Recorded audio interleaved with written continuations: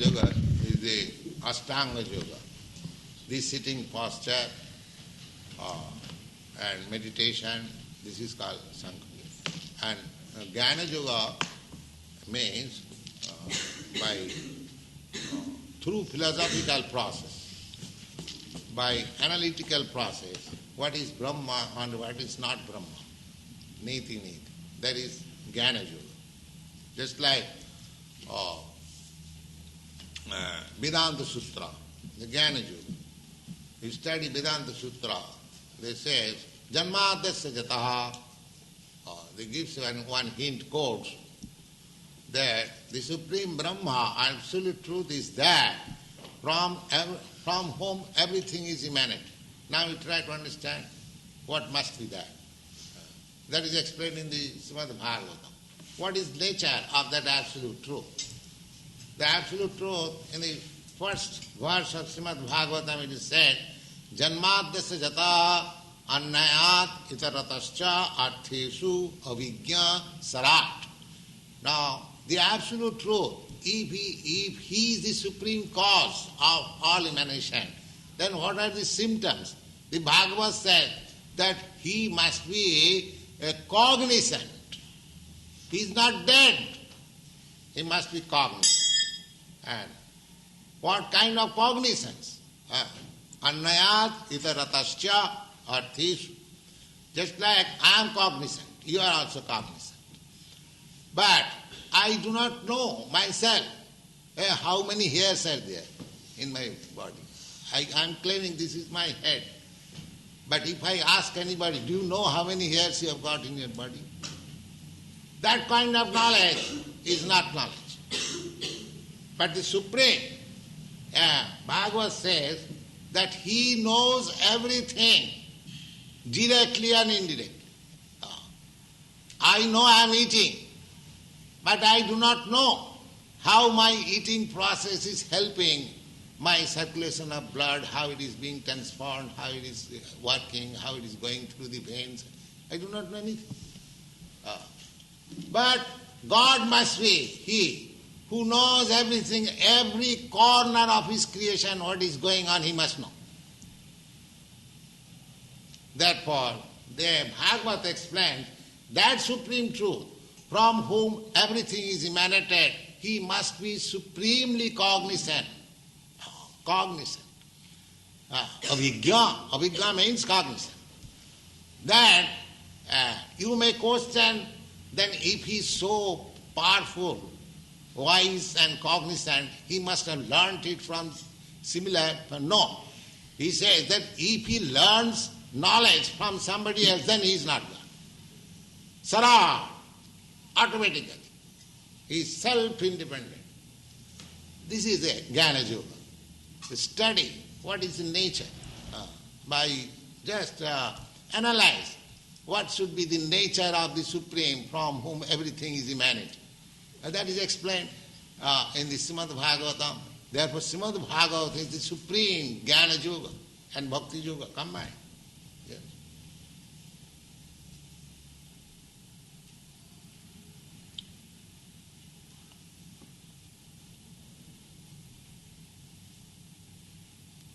Jnana yoga process means to search out the absolute truth or to understand the nature of the absolute truth by philosophical way. And this is called Dhyana yoga. And our is Bhakti yoga. Bhakti yoga means this process is the same, target is the same. One is trying to reach the supreme ultimate goal by philosophical way. One is trying to concentrate his mind on the Supreme, and the other, the bhaktas, they are simply engaging themselves to serve the Supreme Lord, so He reveals. One process is to understand by the ascending process, and another process is the descending process. Just like in the darkness, if you try to understand what is sun, by ascending process, by flying your very powerful aeroplane or Sputnik, just go round over the sky, you cannot see. But the descending process, when the sun rises, you understand immediately. Ascending process, my endeavor, what is called inductive process. Inductive process. Just like my father says, then man is mortal. I accept it. Now if you want to study whether man is mortal, you study, you see many thousands of men, whether he is immortal or mortal. That will take so much time. But if you take the knowledge from the superior authority that man is mortal, your knowledge is complete. So, athapite deva padam bujadaya prasada leshanugrihito evai janati tattam bhagavan mahimna nachanna ekopi chirang vichinna.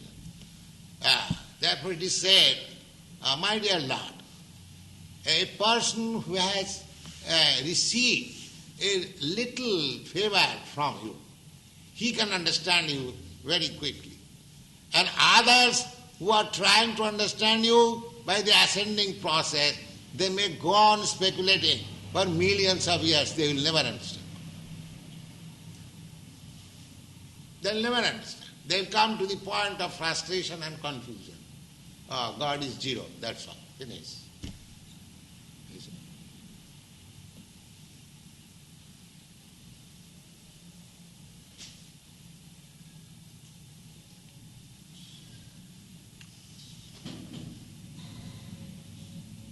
If God is zero, then how from zero so many, figures coming out? God is zero. Then Bhagavad says, there, Vedanta says, Janmadasya, everything is generated from the Supreme. Now you have to study how it is generated. That is also explained. What is the way, what is the process, how to know it. This is Vedanta Sutra. The Vedanta means the ultimate knowledge. Veda means knowledge. And Anta means ultimate. So Vedanta means the ultimate knowledge. The ultimate knowledge is the Supreme Law.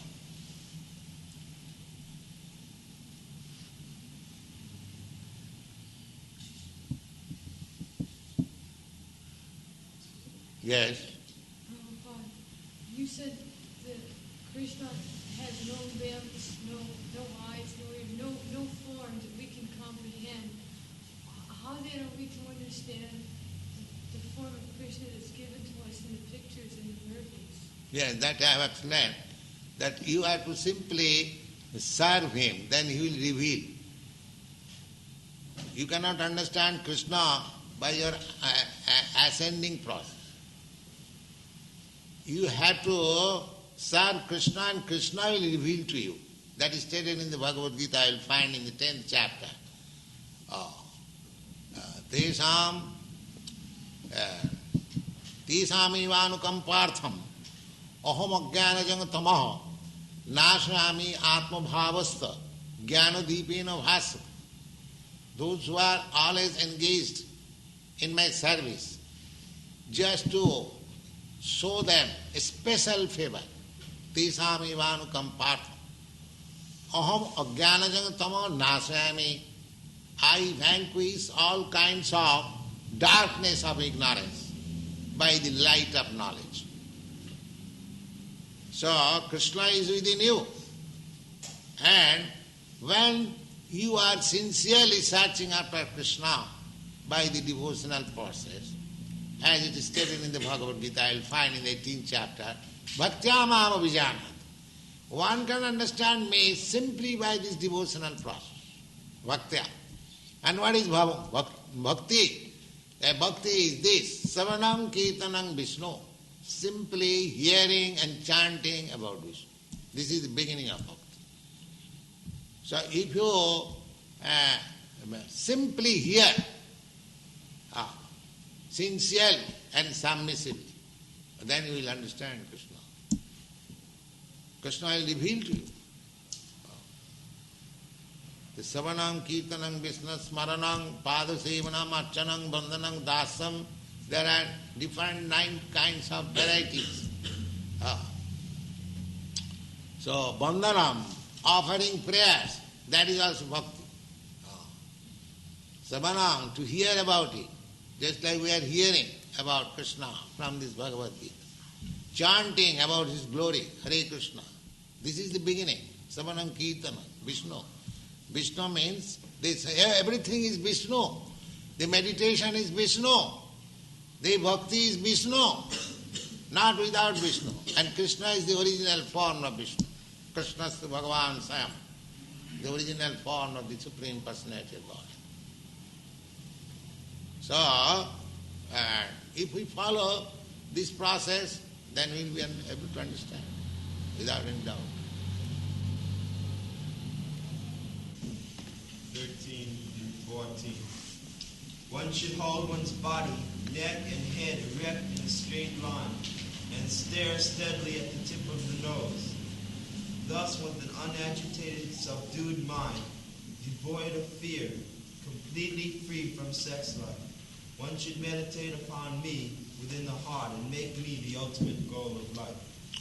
This is the process. First of all, you have to select a nice place, solitary place, and you have to execute alone. Not that you go to a yoga class and pay your fees and make some gymnastic and come back home and do all nonsense. You see? Don't be entrapped by all these ridiculous things. You see? Simply, such society, I can declare, is the society of the cheaters and the cheated. You see? Here is the practice. Here you can see, and spoken by the Supreme Authority, Krishna. Is there any person better yogi than Krishna? Here is the authoritative statement that you have to practice like this. Now, one should hold one's body. First of all, you have to select your place, holy place, alone, and special seat. Then you have to sit straight like this. One should hold one's body, neck and head erect, a straight line. This is the yoga process. These things help to concentrate the mind. That's all. But the real purpose of yoga is to keep Krishna always within yourself.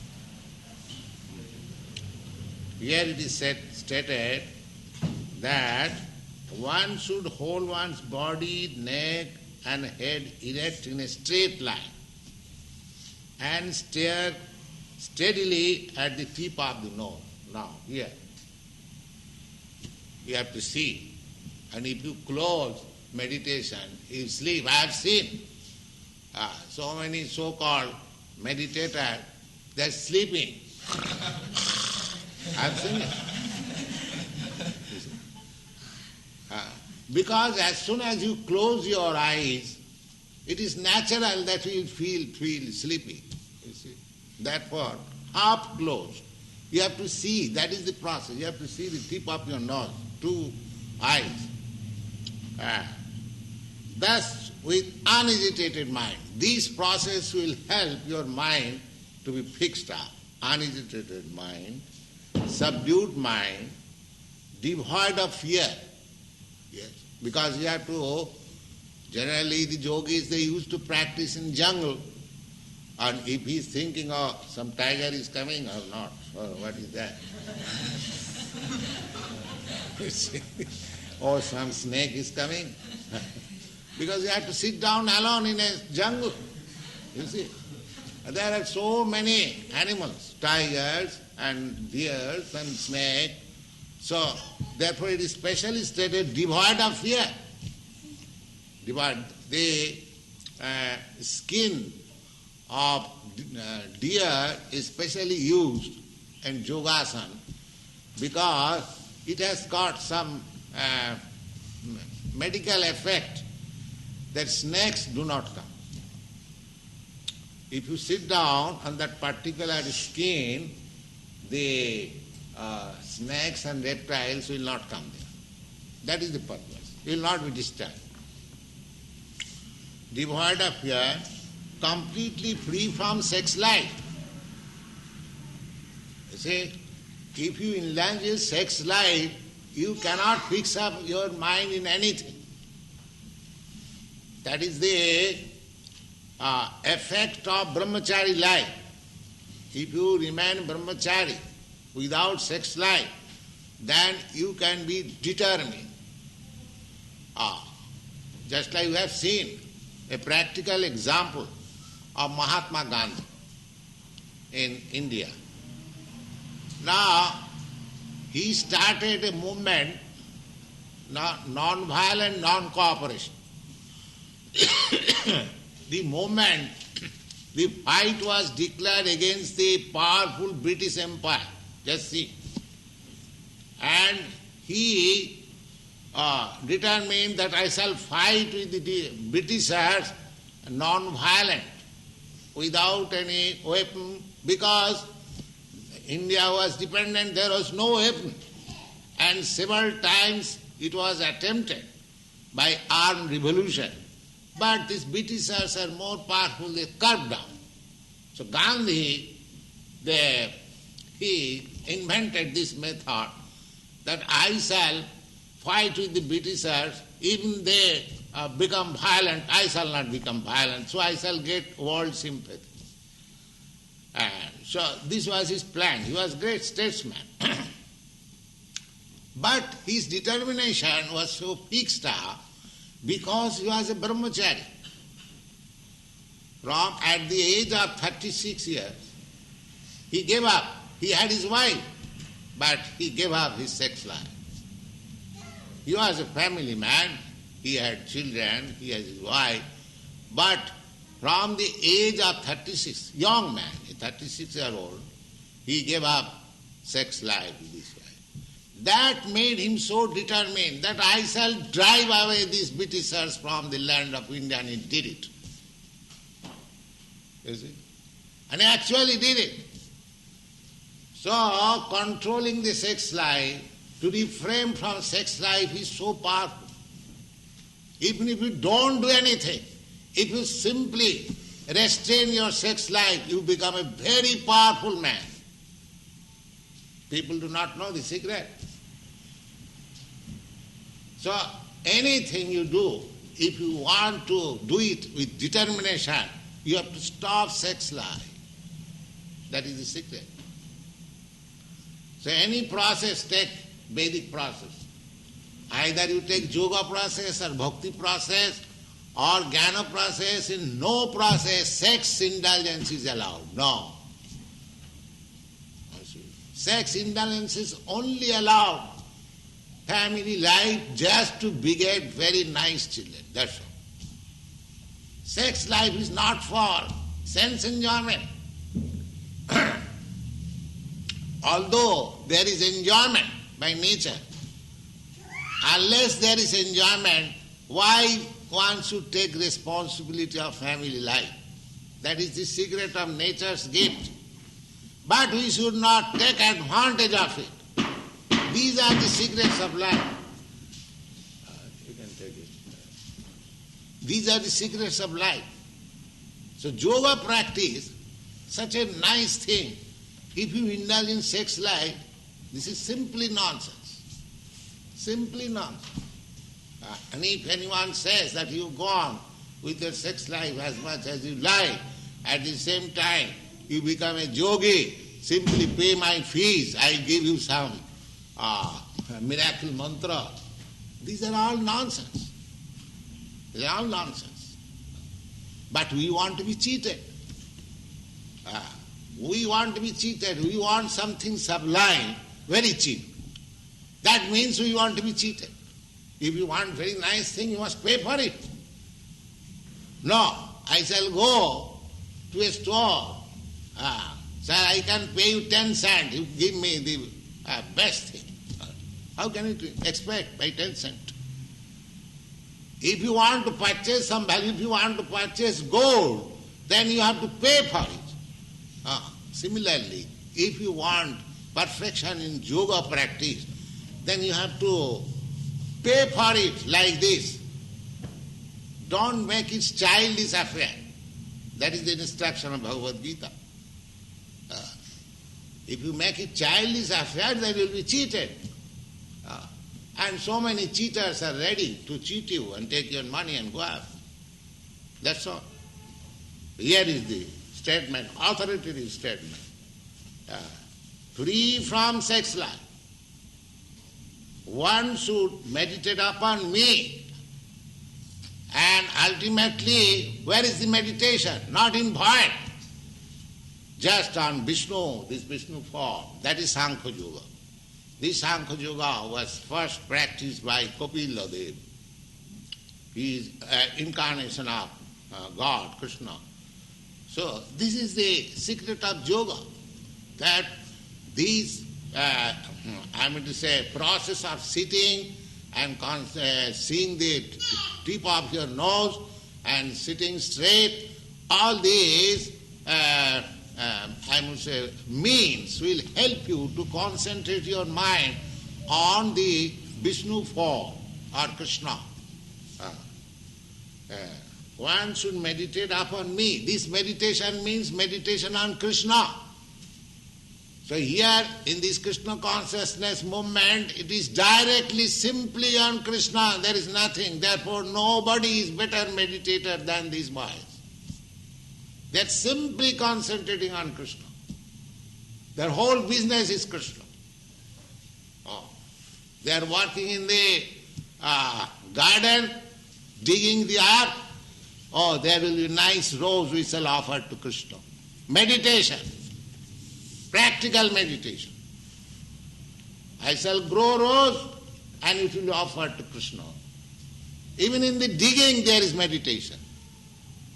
You see, they are preparing nice food stuff. It will be eaten by Krishna. So in cooking there is meditation. You see, and what to speak of chanting and dancing. So they are meditating 24 hours in Krishna. Perfect yoga. Let anyone come and challenge. These boys are perfect yoga. We are teaching perfect yoga system, not whimsically on the authority of Bhagavad Gita. We have not manufactured anything by concoction. But here is the state. You see? Simply to concentrate your mind on Krishna or Vishnu. And their activities have been so molded that they cannot think of Krishna, cannot think but Krishna, Krishna, Krishna. So the highest meditate. Think upon me within the heart and make me the ultimate goal of life. Whether Krishna is the ultimate goal of life, they are preparing for themselves for being transferred to the Krishna law. So here is the perfect yoga. Perfect yoga they are practicing. Yeah.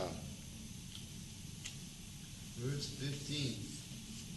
By meditating in this manner, always controlling the body, mind, and activities, the mystic transcendentalist attains to peace, the supreme nirvana, which abides in me. Nirvana means, the actual word nirvana Sanskrit, nirvana means finish. Finish. That is called nirvana. That means materialistic activity is finished. No more. That is called nirvana. And unless you finish this nonsense activity, see, there is no question of peace. So long if you engaged in materialistic activities, there is no question of peace. Prahlad Maharaj said to his father, Tassadu manne suravajjadehinam sada samadhyam asad graha. His father asked him, my dear boy, you are being educated, a small boy, 5 years old. Father is always affectionate.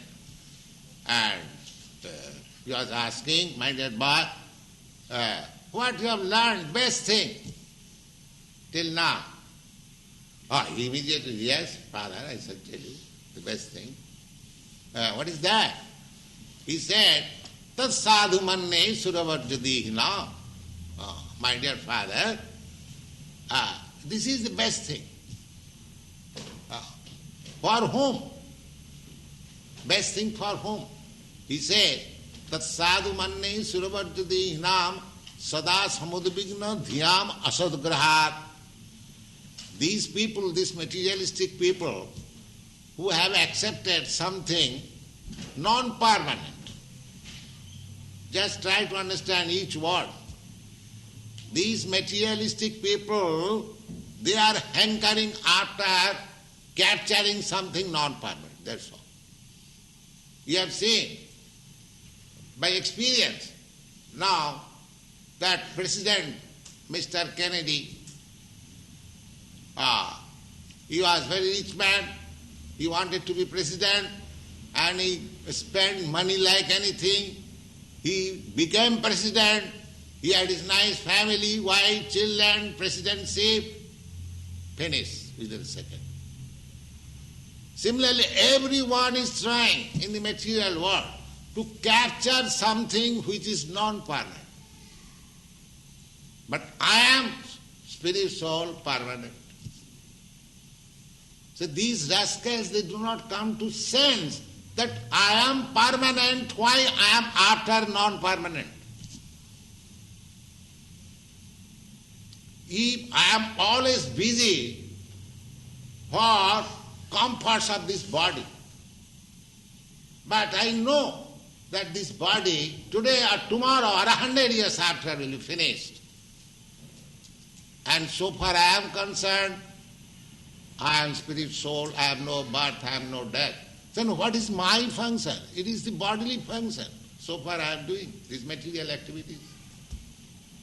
Therefore Prahlad Maharaj said, Asadgraha, just see how nice. They are anxious, they are full of anxieties because they have captured something non-permanent. Their whole activities are targeted to capture something non-permanent. Therefore they are always full of anxieties. Any person, any living entity, man, beast or animal or bird, always anxious. This is material disease. So, if you are always full of anxieties, where there is question of peace,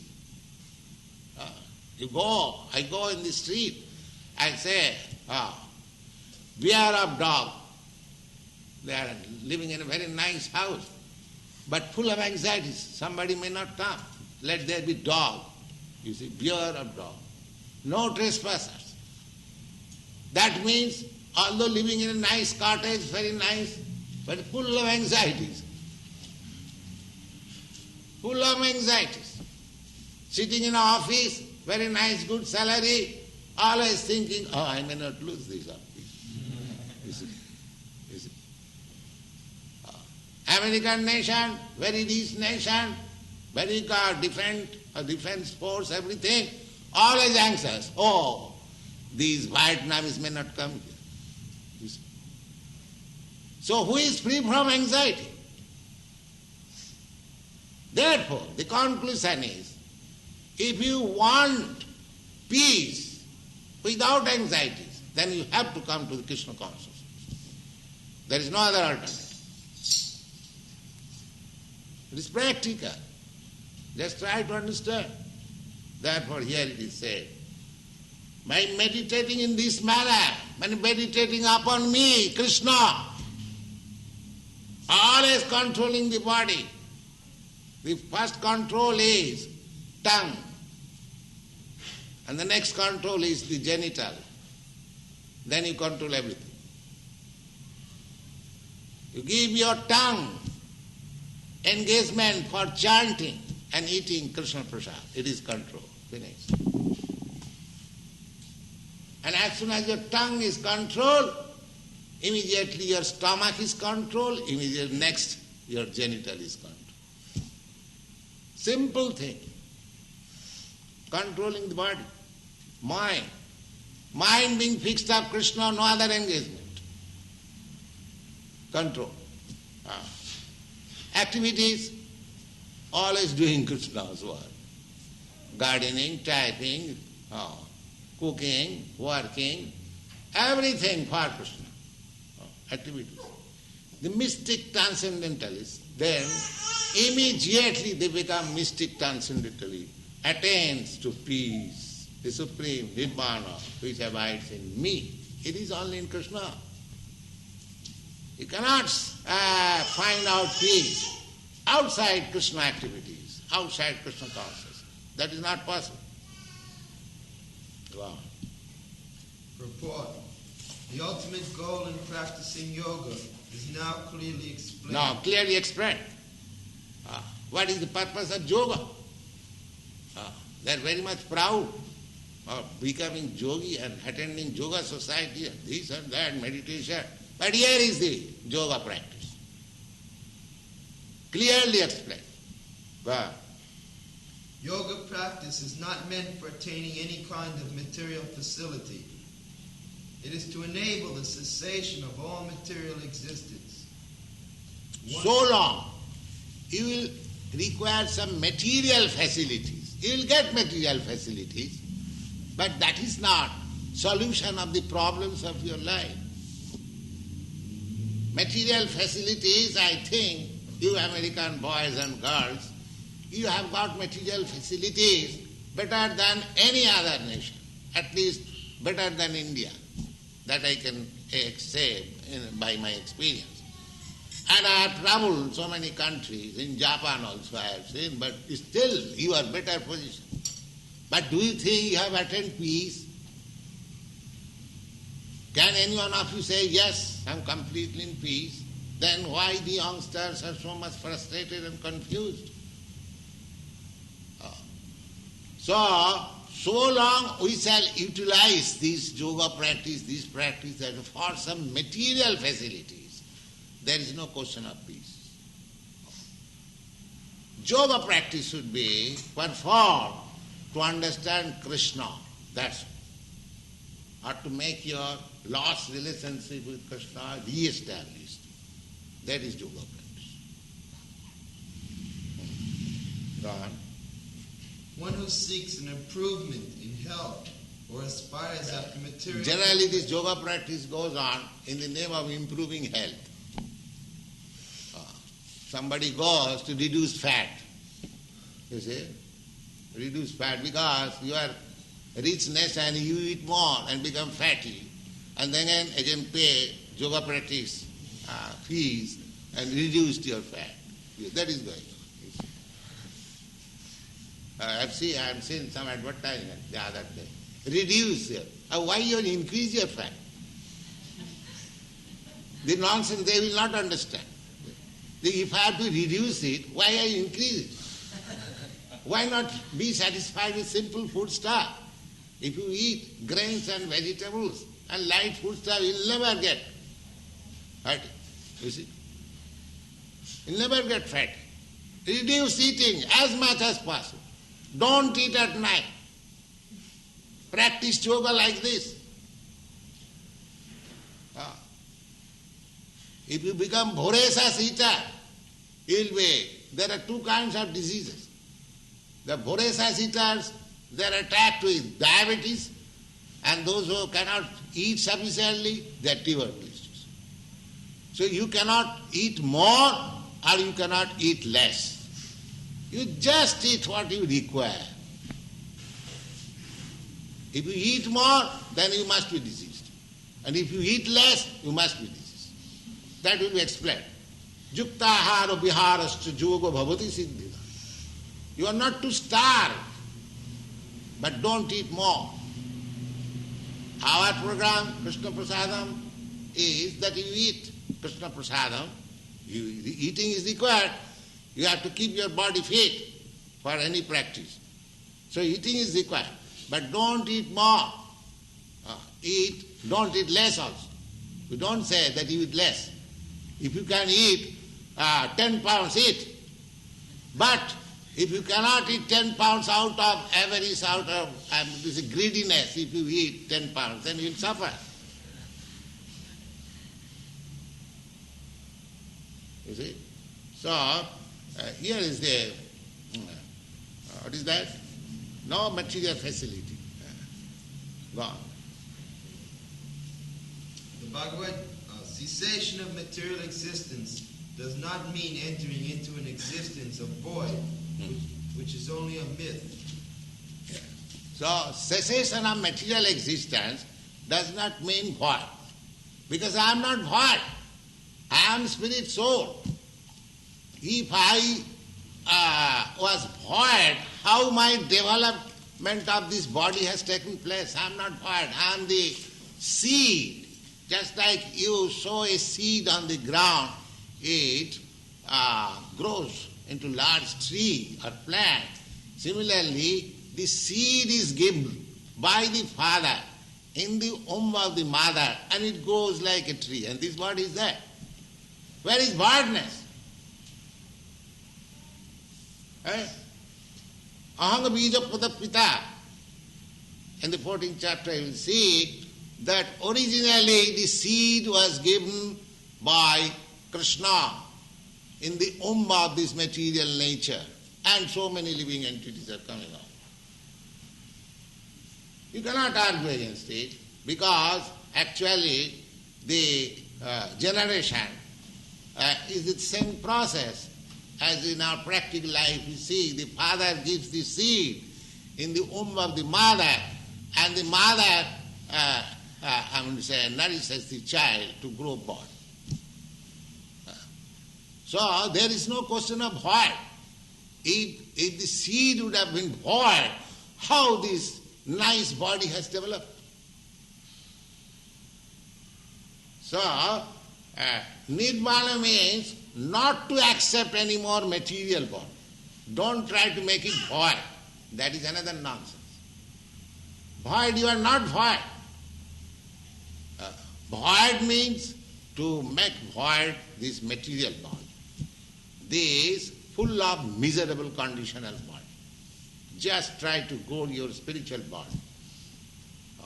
That is possible. Jadgatyana nivattanti tadhyama paramangoma. These things are there. So, we have to become very intelligent to understand what is the problem of life, how should we use this valuable human form of life. Unfortunately, this education is practically nil all over the world. Perhaps this is the only institution who is presenting the actual problems of life and actual value of life. This Krishna consciousness movement. God.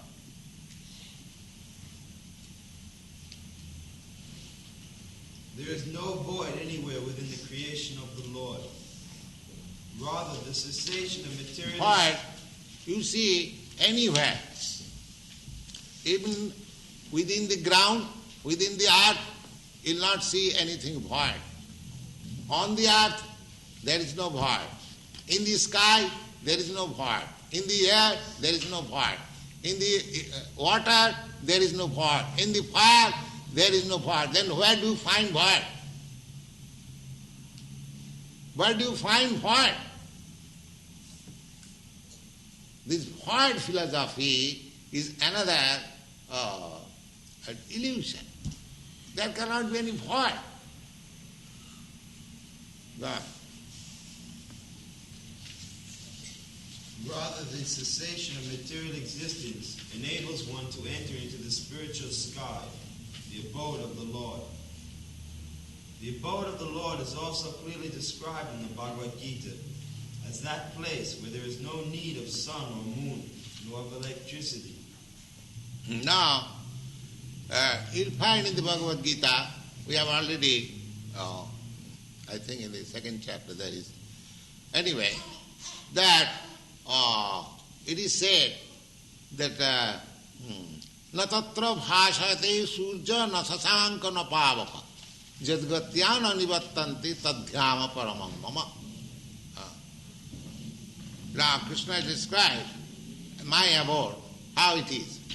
Now, that in that sky where my abode is there is no necessity of sunlight, there is no necessity of moonlight, there is no necessity of electricity. Now, you cannot find such abode within this universe. You travel with your Sputnik or any machine, you find out some place where there is no sunlight, there is no moonlight. The sunlight is so extensive all over the universe. There is sunlight. Where will you find that place? That means that place is beyond the sky.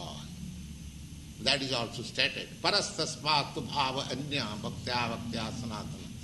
Beyond this material nature there is another spiritual nature.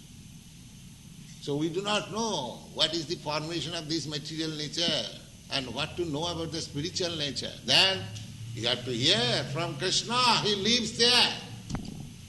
Otherwise you remain nonsense all your life. Here is the information.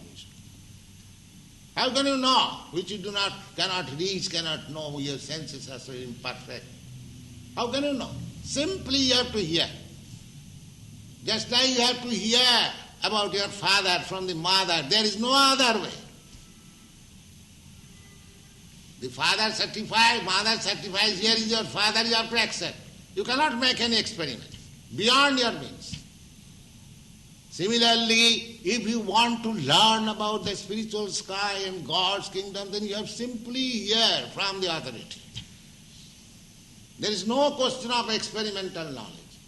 Simply hearing. So, hearing means just like you have to believe some gentleman as your father, hearing from the authority of your mother. Simply from the Vedic literature, which is accepted as the mother, authority of mother, knowledge. Mother authority. Vedamata, it is called Vedamata.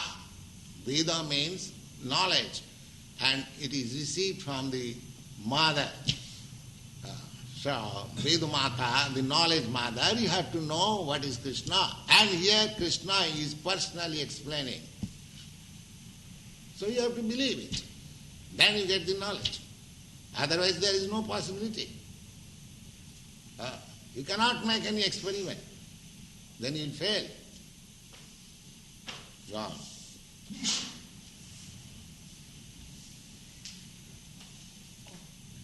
All the planets in the spiritual kingdom are self-illuminated like the sun in the material sky.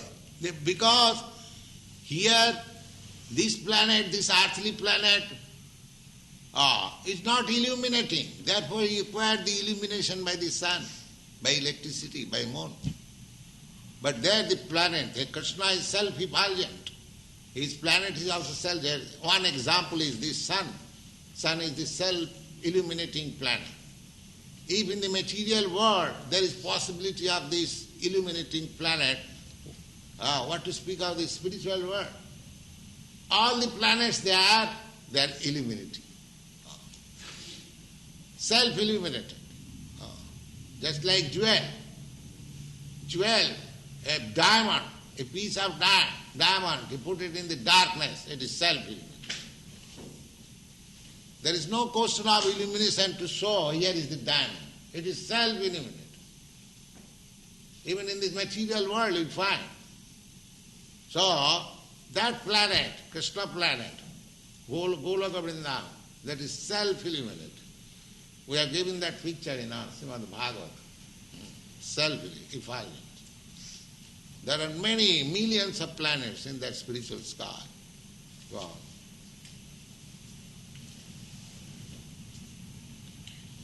The kingdom of God is everywhere, but the spiritual sky and the planets thereof are called Param Dhamma, or superior abode. Yes. This material world is also God's creation. This is also God's kingdom. But because we have forgotten God, we have made God is dead, therefore it has become hell. But if you accept God, it becomes spiritual world automatically. Therefore, this temple is spiritual world. It is not material world. It is above the material world. God. A consummate yogi who is perfect in understanding Lord Krishna, as is clearly stated herein by the Lord himself, can attain real peace and can ultimately reach his supreme abode, the Krishna Loka known as Goloka Vrindavan. In the Brahma Samhita it is clearly stated that the Lord, although he resides always in his abode called Goloka, is the all-pervading Brahman and the localized Paramatma as well. Yes. If you think that if Krishna is in his abode, Goloka Vrindavan, then how you think that in your temple there is Krishna? No. In the Brahma Samhita says, therefore we require to hear from the authorized mother. The Brahma Samhita says, Goloka eva nivasati akhilatma bhuto. Although he is living in his abode, Goloka Vrindavan, he is everywhere. He is everywhere. Just like the same example can be used. That sun is 90 million miles or something like that, away from us, but it is within your room. Otherwise, how you say, sunlight is here? So if sun can penetrate within your room, cannot Krishna penetrate within your heart and room and every corner? It's so useless. He is everywhere. But you have to realize how he is everywhere. God. Nobody can reach the spiritual sky or enter into the eternal abode of the Lord without the proper understanding of Krishna and his plenary expansion, Vishnu. Therefore, a person working in Krishna consciousness is the perfect yogi because his mind is always absorbed in Krishna's activities. In the Vedas also we learn, one can overcome the path of birth and death only by understanding the Supreme Personality of Godhead. In other words, perfection of the yoga system is the attainment of freedom from material existence and not some magical jugglery or gymnastic feats to befool innocent people. Thank you. That's all.